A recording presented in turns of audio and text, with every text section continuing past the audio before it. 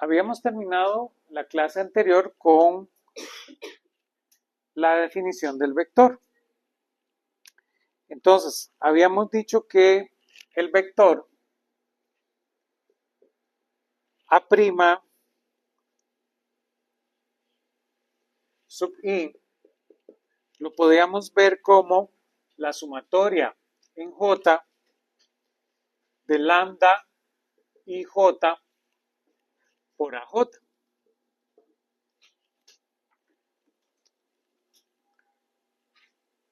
Y claro, ya ustedes pueden asociarlo con las otras definiciones que tenemos de los vectores, como por ejemplo el producto punto, donde ustedes tienen que A.B es igual a la sumatoria en I de A sub I, B sub I. Y podían definir la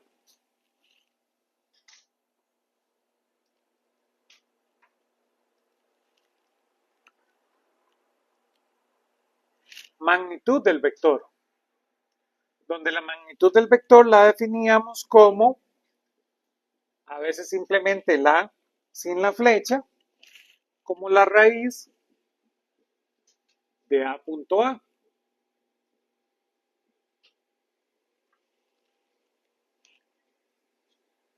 Y la dirección de nuestro vector lo veíamos como A vector entre A.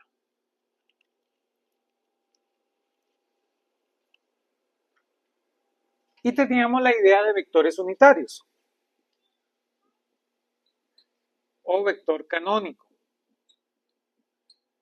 Entonces, visto a partir de esa definición, nosotros teníamos nuestro A vector como la sumatoria en I de A sub I, E sub I, donde ustedes aprendieron que E sub I punto E sub J, eso era el delta de Kronecker de IJ.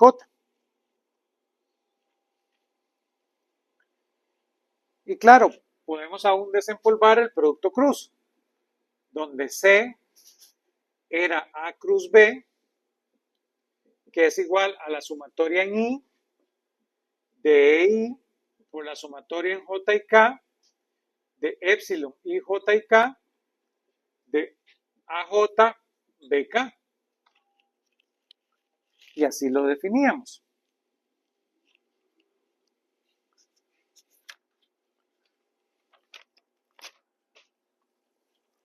Ya con eso podemos recordar las derivadas de vectores.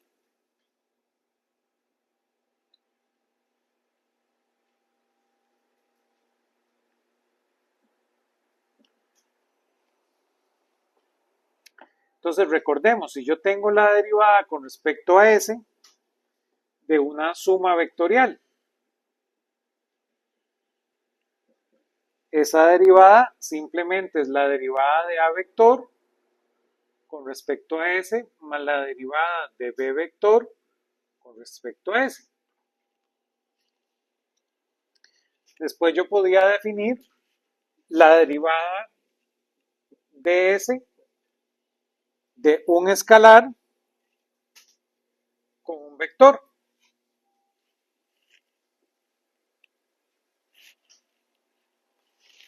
Esa derivada simplemente era el escalar por el dA por el ds más el A por la derivada del escalar respecto a S. No se pierde el carácter vectorial, ¿verdad? También podíamos definir la derivada con respecto a S del producto punto. Entonces yo tengo la derivada con respecto a S de A punto B. Entonces eso lo definíamos como A punto la derivada de B con ds más la derivada de A con respecto a ds punto B. Y no perdemos el carácter escalar al derivar.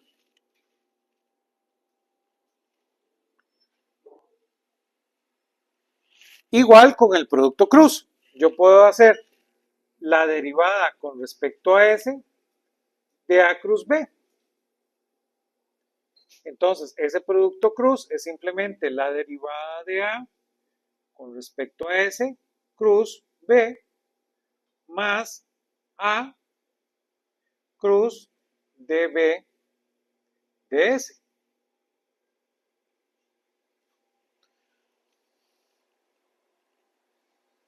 Hasta ahí es lo que ustedes conocen de los vectores. Ahora, ¿qué sucede? Bueno, ahora dentro de la mecánica vamos a tener algunos vectores que clasificamos especiales, que vamos a aprender sobre ellos. Entonces, voy a borrar aquí arriba. Esos vectores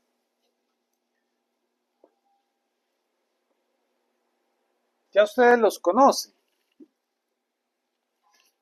Entonces tenemos los vectores posición, velocidad y aceleración.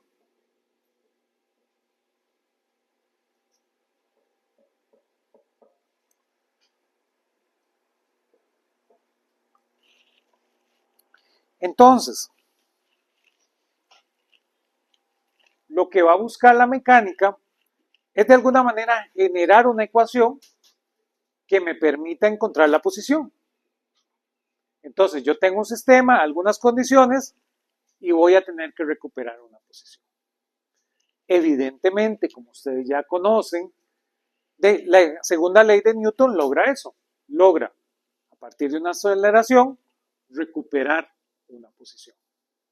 Pero claro, son vectores. Y de lo que mencionábamos en la clase anterior, eso representa una dificultad matemática.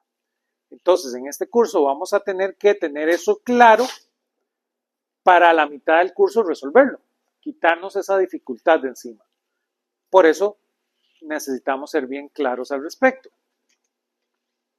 Entonces, tenemos el vector posición. La posición es un vector tal, le voy a llamar R, vector, que es función del tiempo.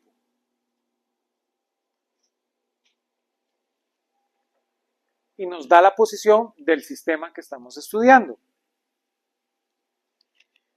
Después, asociado a él, tenemos el vector velocidad, donde el vector velocidad, le voy a llamar v en este caso, es simplemente la derivada temporal de r. Como r depende del tiempo, la velocidad es la derivada temporal. Como ustedes sabrán, esto es lo mismo que r punto.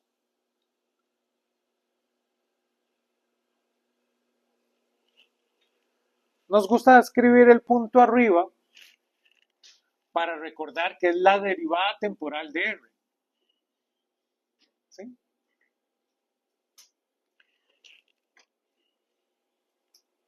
Ese es el vector velocidad.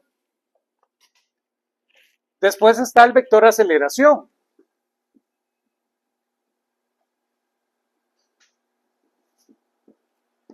El vector aceleración es a vector, donde ahora tengo la derivada de v con respecto a t.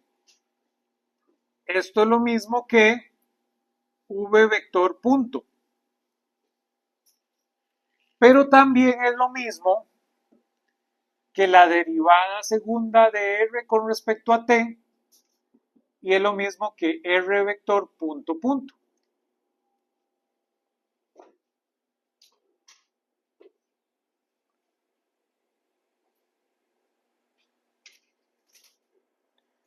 Entonces,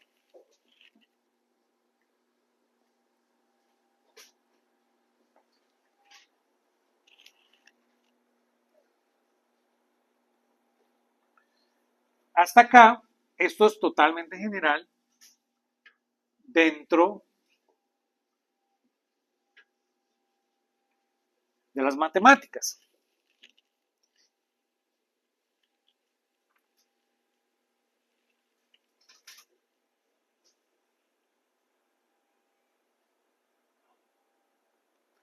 Ahora pensemos en el caso de la física. ¿Qué ocurre con la física? Nuestros vectores tienen pocas dimensiones. Y claro, tenemos que recordar que estamos haciendo lo que hizo Newton. Entonces, aún para los tiempos de Newton, no había discusión de que el espacio era tridimensional. Entonces, muchos de los resultados que vemos, estamos en el caso, ¿verdad?, de coordenadas rectangulares de 3 dimensiones. Entonces, en coordenadas rectangulares,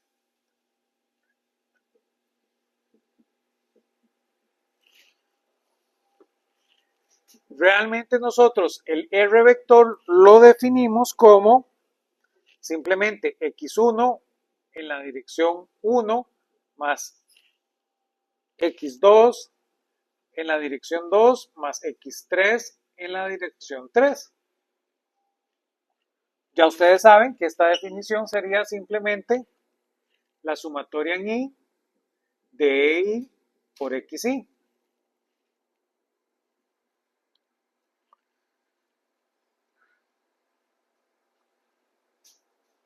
Y claro, si ahora yo tengo la velocidad yo la voy a ver como r vector punto. Y esto va a ser lo mismo que la sumatoria en y de EI por XY punto.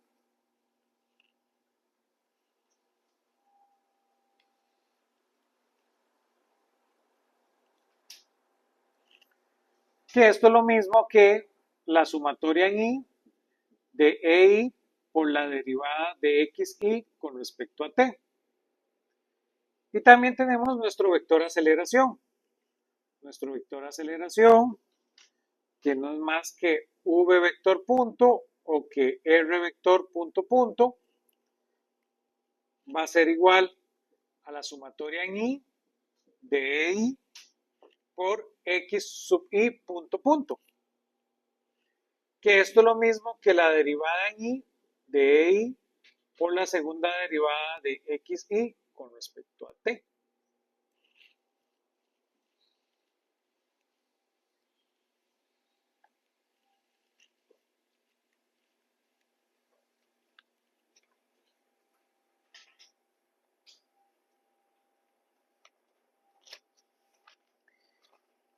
Y entonces, claro, quiero que piensen un poquito en eso.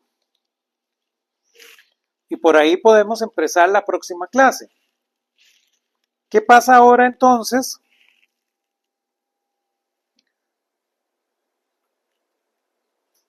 en coordenadas esféricas? ¿Cómo se ven esos objetos? Entonces, por ejemplo, ¿verdad? Les voy a dar la respuesta. Desempolven un poquito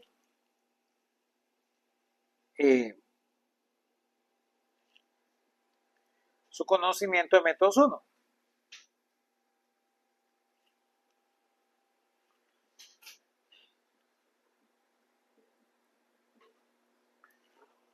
Claramente, para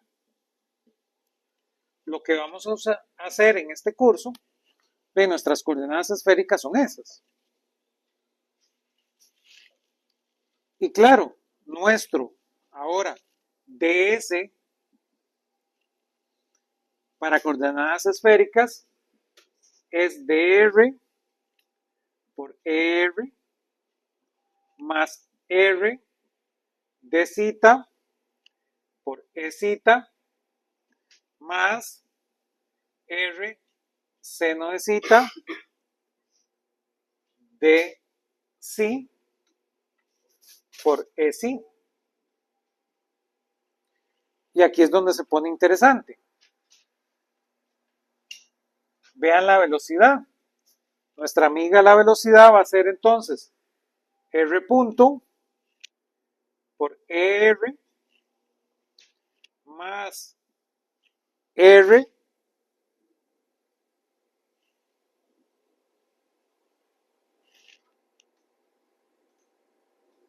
zeta punto por E zeta más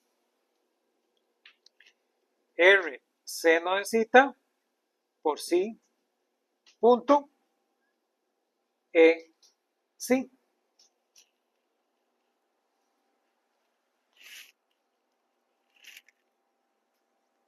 Y claro, lo mismo puedo hacer para coordenadas cilíndricas. En nuestro curso, voy a borrar aquí arribita.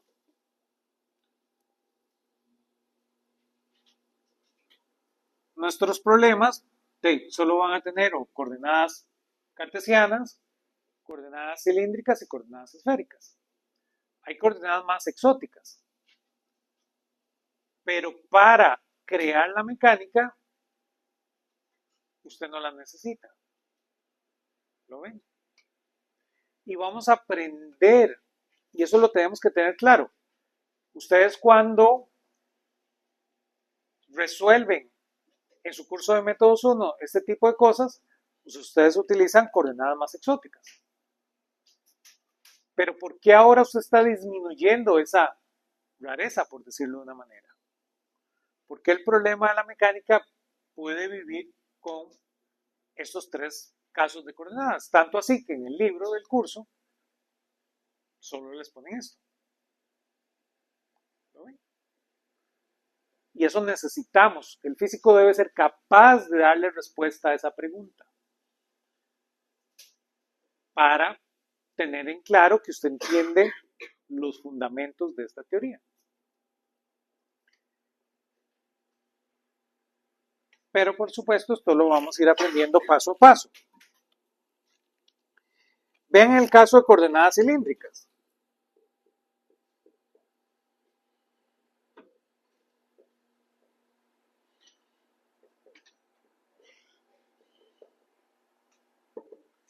¿Qué pasa con coordenadas cilíndricas? Las coordenadas cilíndricas van a ser R, phi y z. Entonces, el ds para coordenadas cilíndricas va a ser dr, r más r de zeta, perdón, r de psi por e psi más dz ez. Pero entonces, para este caso, la velocidad va a ser igual a r punto r más r por psi punto e psi más z punto por ez.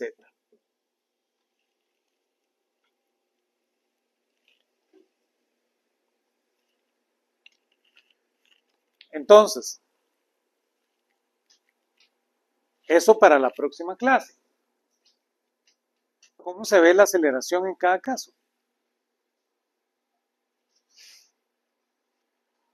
¿Cómo se ve la aceleración entonces en coordenadas esféricas? ¿Cómo se ve la aceleración en coordenadas cilíndricas? Tienen que desempolvar eso para tenerlo claro. Tenemos otro tipo, otra especie de vectores que vamos a utilizar para la mecánica.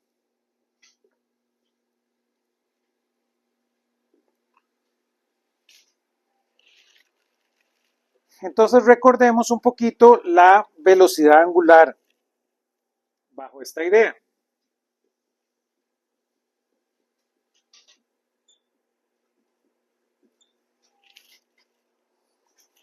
Entonces, en el caso de la velocidad angular, tenemos que recordar que lo que vamos a tener es un sistema aquí que puede tener una rotación. En esa rotación, a esta cantidad le voy a llamar R mayúscula. Pero vean que la posición aquí, en ese R mayúscula, yo realmente la defino a partir de este centro. Entonces el vector R vector realmente es este negro.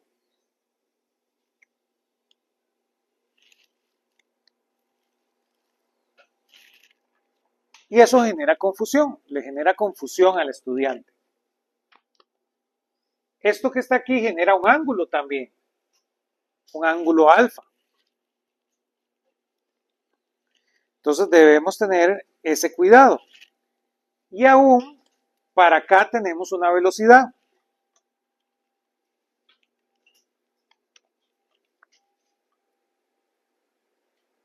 Para acá tenemos una velocidad que le voy a llamar v.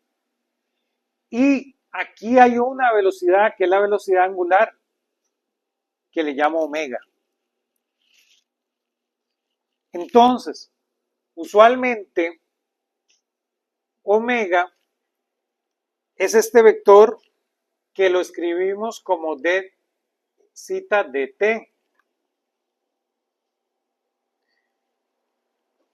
Y esto es zeta punto. Entonces, vamos a ver que muchas veces no escribimos un vector acá para recordar que este vector tiene alguna especialidad.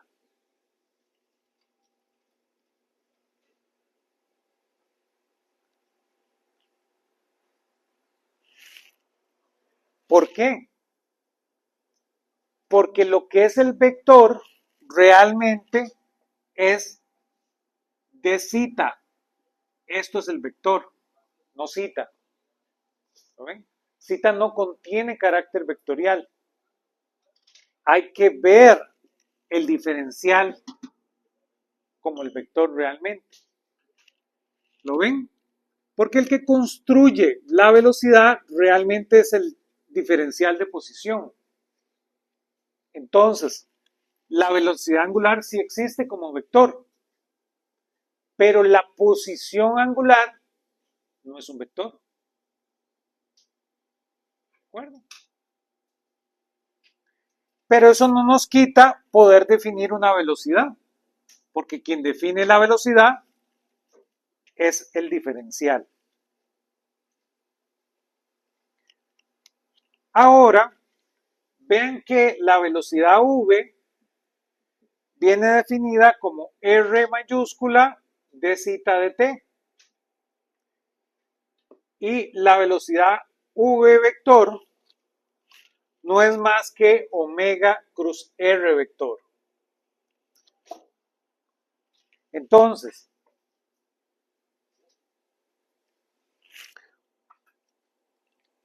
es el cuidado que ustedes tienen que tener. Muchas veces en la notación no le ponen ahí el carácter vectorial para recordarles, para que ustedes tengan que poner eso, cuidado en eso. No quiere decir que no se le pueda poner, no hace ninguna diferencia, pero ustedes van a ver que a veces se hace esa pequeña notación y no se le pone el carácter vectorial para recordar eso de la velocidad angular. Y esto que confunde muchísimo a los estudiantes, ¿verdad? Muchas veces se usa R vector como la posición y ustedes ahí tienen un radio. R es ese radio, el radio de giro, el radio que tiene el giro. Y a veces genera alguna confusión con este R vector. Entonces tengan el cuidado. Vean que en este sistema existe R minúscula. ¿Lo ven?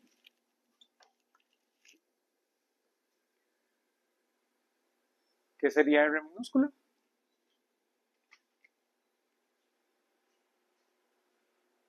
El tamaño de R vector, ¿verdad? La magnitud de R. ¿Sí?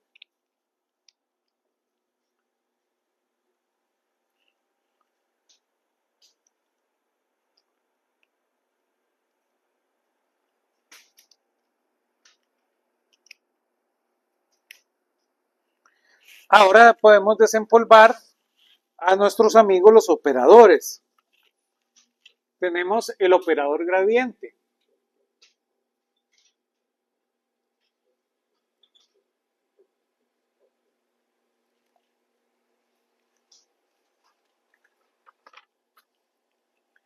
Entonces, el operador gradiente era el nabla, que va a ser igual entonces a la sumatoria en I de EI por la derivada parcial con respecto a X sub I.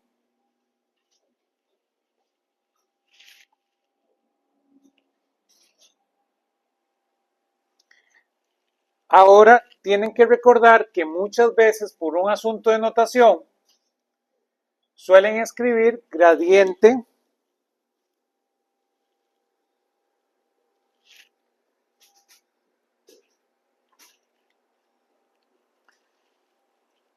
de sí, lo suelen escribir así, nada más como grad de sí. Esto es lo mismo que nabla de sí.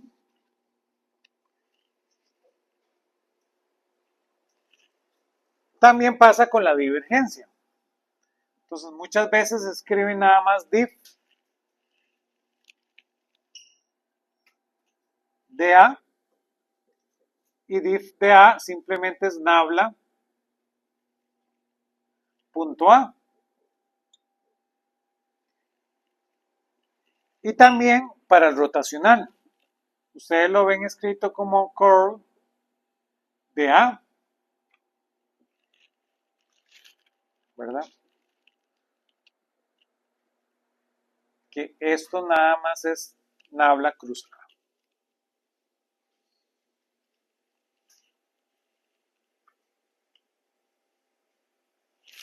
Y claro, aquí viene lo más importante, el diferencial de sí. Vean que el diferencial de sí está en función del gradiente de sí. Pues el diferencial de sí no va a ser más que nabla sí punto de ese vector.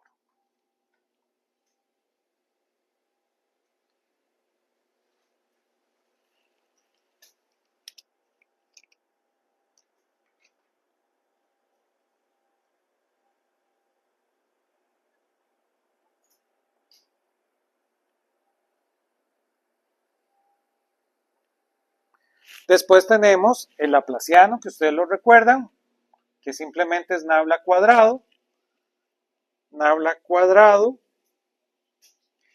que simplemente es nabla punto nabla,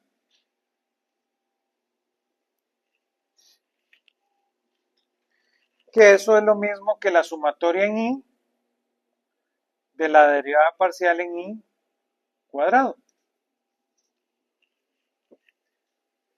Ahora tenemos un objeto más, que se le suele llamar el D'Lambertiano, que se usa un cuadrado, ¿verdad? El D'Lambertiano es simplemente pensar en el laplaciano, pero ahora en 4 dimensiones.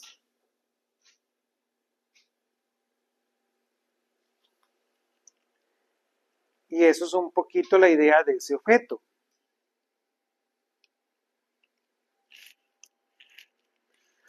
con eso podemos recuperar a nuestros amigos los teoremas integrales.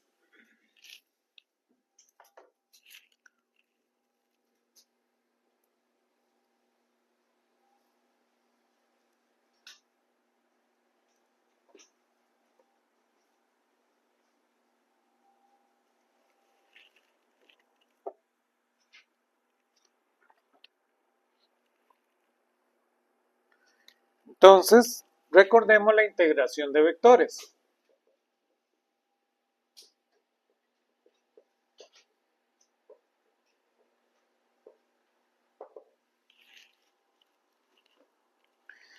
En la integración de vectores teníamos que la integral de a vector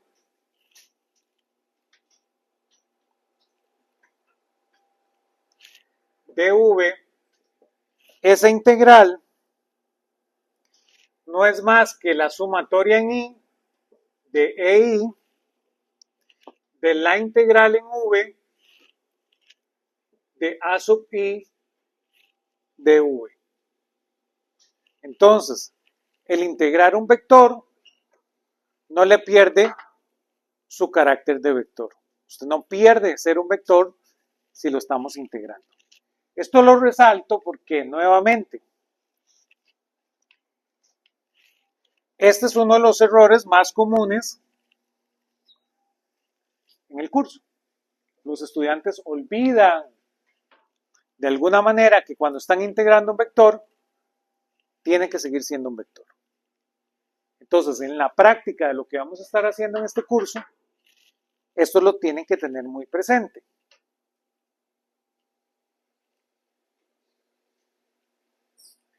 Tenemos otro vector especial, que es el vector normal.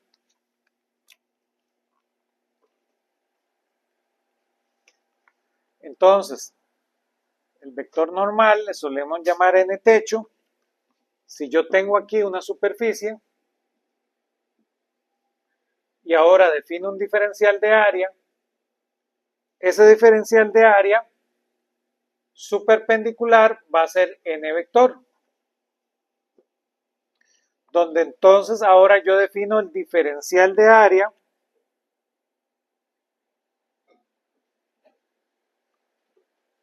como n vector por dA. Entonces me permite construir ese vector, el vector diferencial de área, que viene dado como n vector, que es una dirección, por dA. Y ya tenemos nuestros amigos. El teorema de Gauss. Entonces, Gauss se escribe con esta letra. Esa letra es el C, es una letra del alfabeto germánico, que suena como dos S, y por eso ustedes en español suelen escribir Gauss con dos S. Pero así realmente se escribe Gauss. El teorema de Gauss afirma que la integral de A, punto de A, es igual a la integral de nabla punto A por ahora el diferencial de V.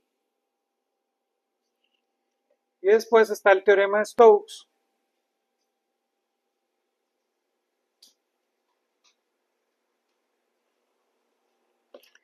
que ahora la integral en C de A punto ds es igual a la integral de superficie de nabla cruz A ahora por un diferencial de área.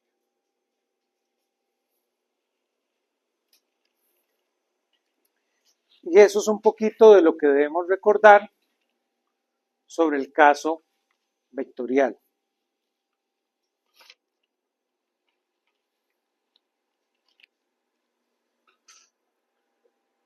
¿Alguna pregunta hasta acá?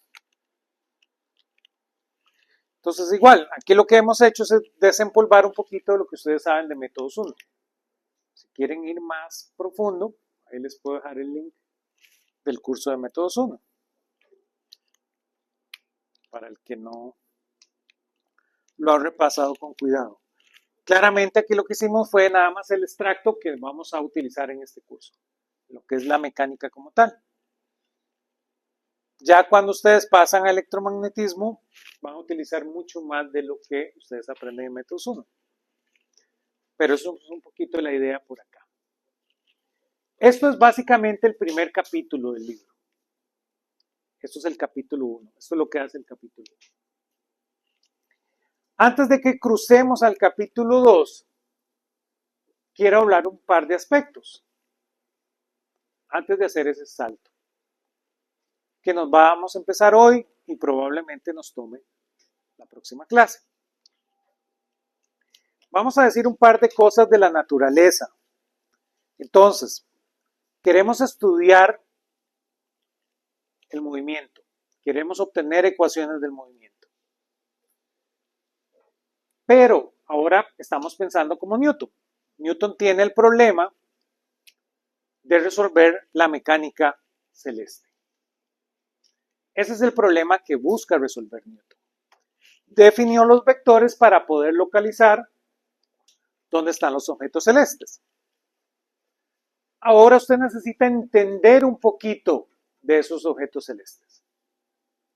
Evidentemente, en el mundo que vivía Newton, no habían tantos objetos celestes como tenemos ahora. No se habían descubierto, tal vez es la palabra correcta. Entonces, tenemos que entender que uno de los resultados más interesantes de lo que hace Newton es que después se pueden encontrar más objetos celestes que no se estaban viendo.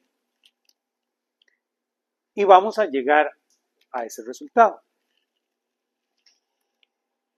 Antes de andar por ahí, tenemos que entender de la naturaleza misma. Entonces, ¿qué cosas sabemos en este momento de la naturaleza? Ya acabamos de aprender dónde localizar los objetos. Ustedes llevaron todo un curso para eso, aquí les hicimos un pequeño resumen. ¿Qué es lo siguiente que usted tiene que conocer para poder resolver el problema de la mecánica celeste? Ya usted puede localizar los objetos celestes. Ya lo puede escribir en matemáticas. ¿Qué es el siguiente ingrediente en la sopa?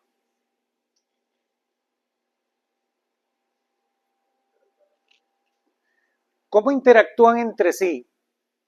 Esa es una muy buena respuesta, pero usted necesita saber algo antes de saber cómo interactúan entre sí.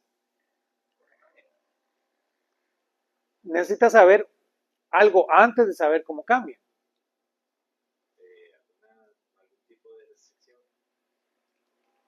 Evidentemente lo que usted va a saber son restricciones. ¿Se acuerdan? Porque todas las restricciones generan ecuaciones.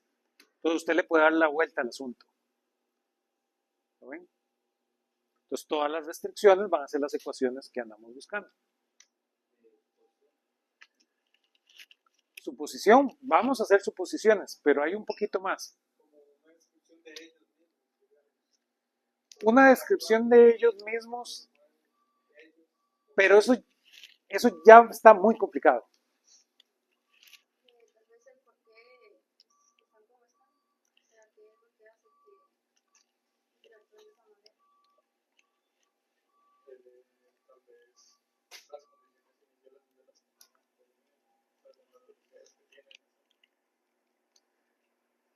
Necesita saber algo antes, que tal vez es lo importante.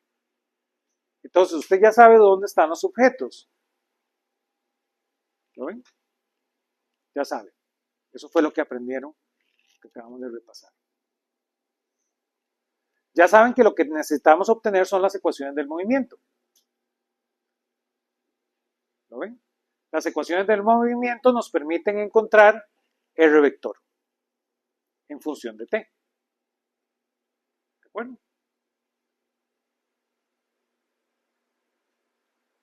Pero, ¿qué más hay que meter ahí?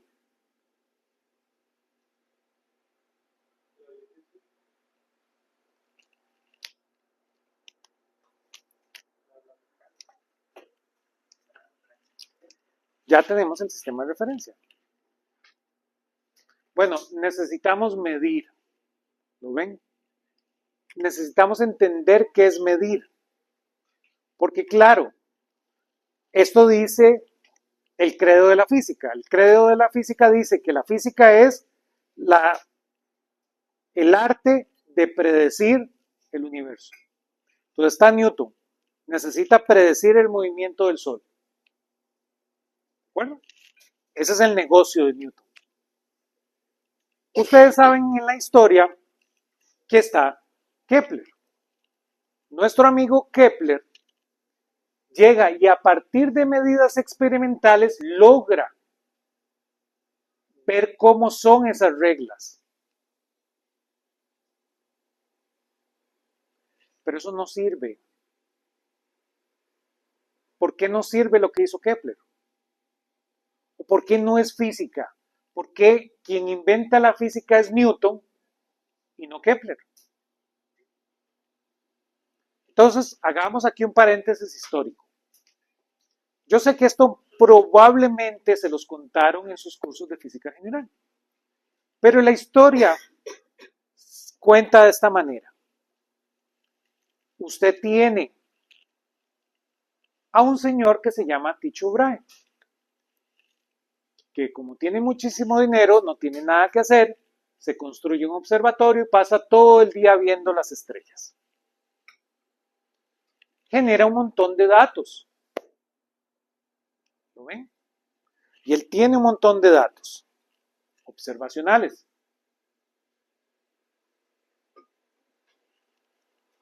Después llega nuestro amigo Kepler y agarra sus datos y genera reglas. Él encuentra relaciones. Él es el primer científico de datos, ¿lo ven? Ahora que anda de moda el data science. El primer científico de datos es nuestro amigo Kepler. Él agarró los datos de Tycho Brahe y generó reglas. Están las 3 leyes de Kepler. ¿Por qué eso no sirve? ¿Por qué no sirven las 3 leyes de Kepler? ¿Por qué Newton, aunque ahí están las 3 leyes de Kepler, necesita seguir pensando?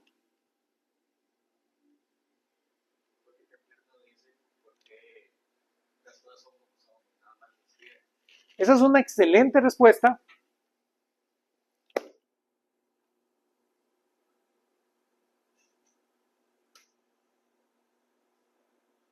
Pero usted necesita una respuesta más sencilla, ¿no?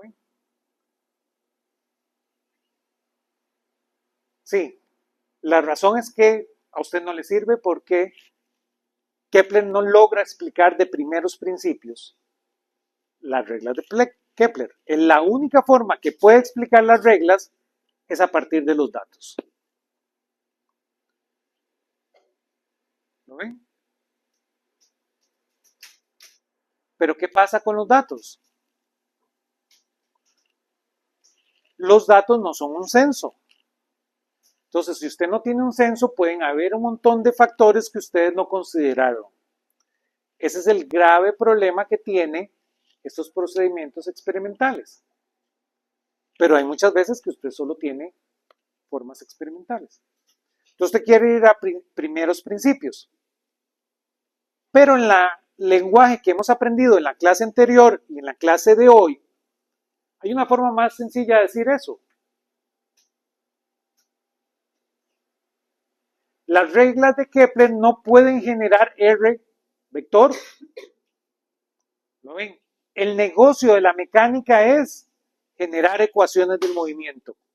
Y las reglas de Kepler son muy bonitas, pero no son ecuaciones del movimiento.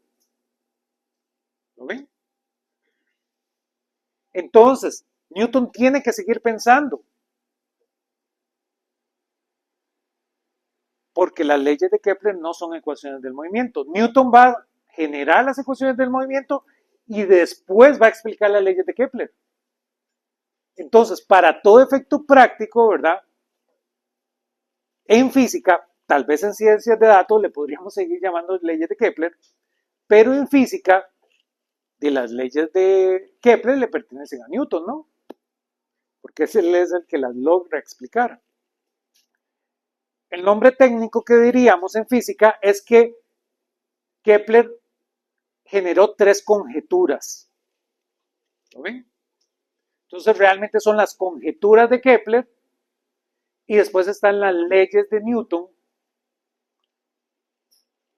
de la dinámica de planetas. Pero por una cuestión práctica las seguimos llamando leyes de Kepler, ¿sí? Todos conmigo. Entonces necesitamos ese R vector. Para eso necesitamos incorporar en la ecuación qué significa medir. ¿Qué es medir? Puede sonar muy filosófico, y claro, es muy filosófico, pero para el efecto práctico de la mecánica, de lo que estaba haciendo Newton, no es tan filosófico. Y la respuesta es que significa nada. ¿Lo ven? Cuando usted dice que de aquí a aquí hay 1 metro, eso es porque usted quiso decir que de aquí a aquí hay 1 metro. ¿Lo ven? La naturaleza no tiene metros. La naturaleza no tiene kilómetros, no tiene años luz, la naturaleza no tiene kilogramos. ¿Lo ven? No hay. Ustedes salen ahí por el bosque, van al Amazonas, agarran una piraña. Agarran una anaconda. Agarran un guaraná. Pero ustedes no agarran 1 kilómetro, ¿o sí? No agarran 1 gramo. Ustedes no van por ahí y agarran 1 gramo. ¿Lo ven? Y esto es algo muy importante y hay que estar grandes en la física, ¿verdad? Hay que haber madurado en la física para entender qué significa eso. Por eso esto no se lo podemos contar a los muchachos de física 1. ¿Qué significa eso? Bueno, eso significa, voy a borrar por acá, que la naturaleza es adimensional.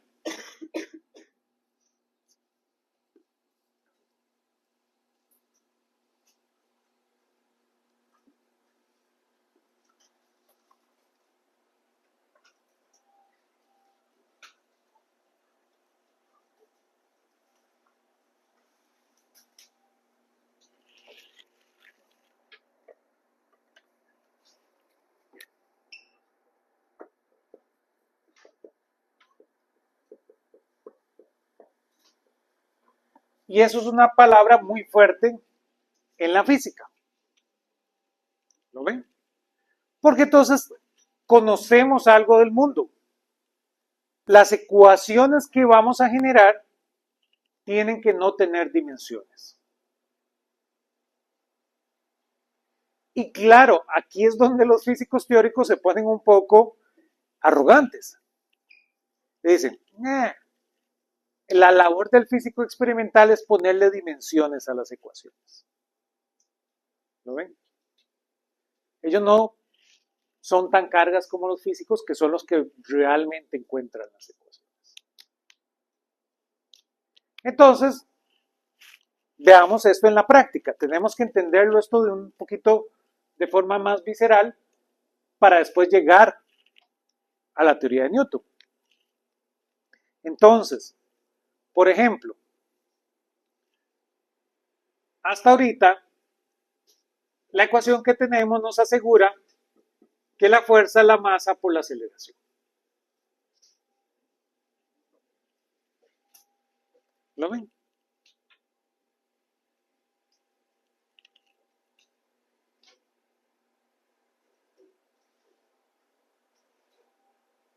Esta ecuación, ustedes saben que cumple entonces que los newtons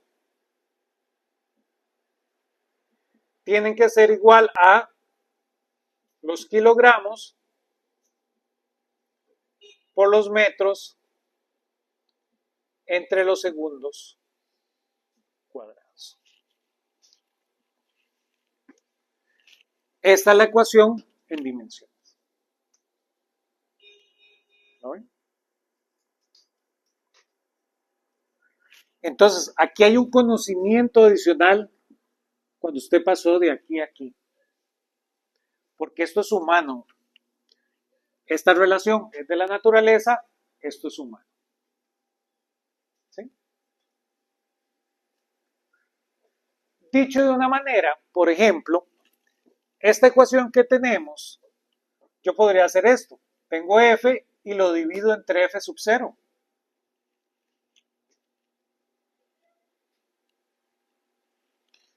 Entonces, esto va a ser igual a la masa por la aceleración entre f sub 0. Eso ahora no tiene dimensiones. Eso sigue siendo un objeto. Sigue siendo un vector, por ejemplo. Solo que no tiene dimensiones.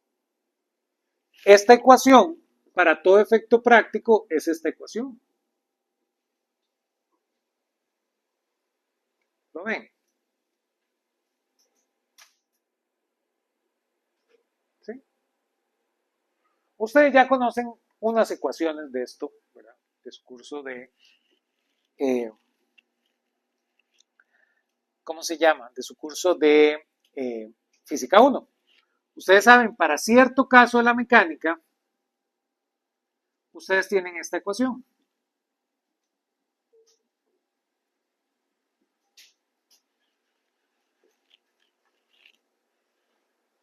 ¿Sí? ¿Verdad? Para que todos estemos de acuerdo, esta es la ecuación del movimiento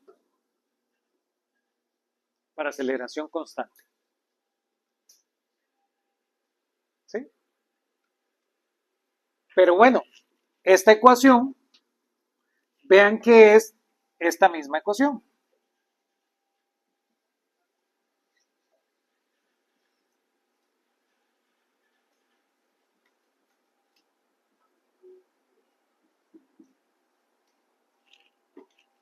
Es la misma ecuación. Y ahora, esta es una constante, esta es una constante, esta es una constante, esta es una constante. Porque en este caso la aceleración es constante. No es la mejor ecuación del mundo, pero vean que esa ecuación ya no tiene dimensiones.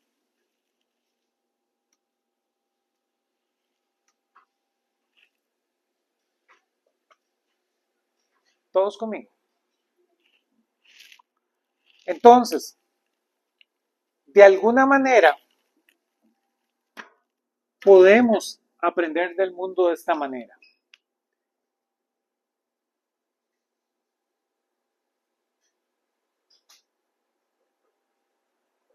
Sabiendo que nuestra ecuación, nuestra relación, puede no tener unidades.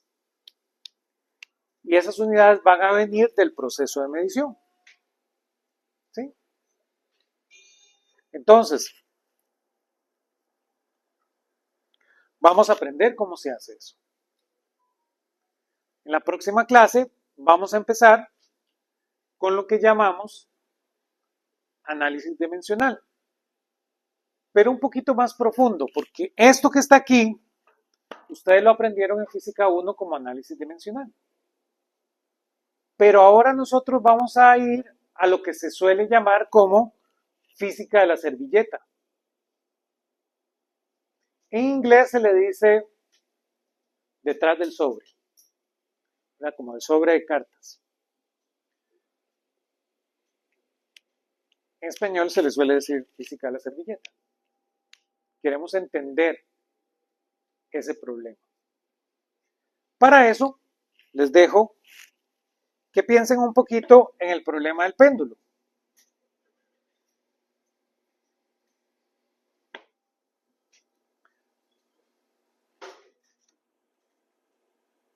¿Cuál es la ecuación del movimiento de este sistema?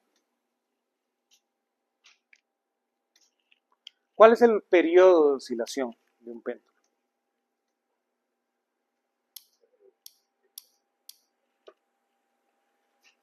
Entonces, piensen un poquito en eso y con eso arrancamos la clase del lunes.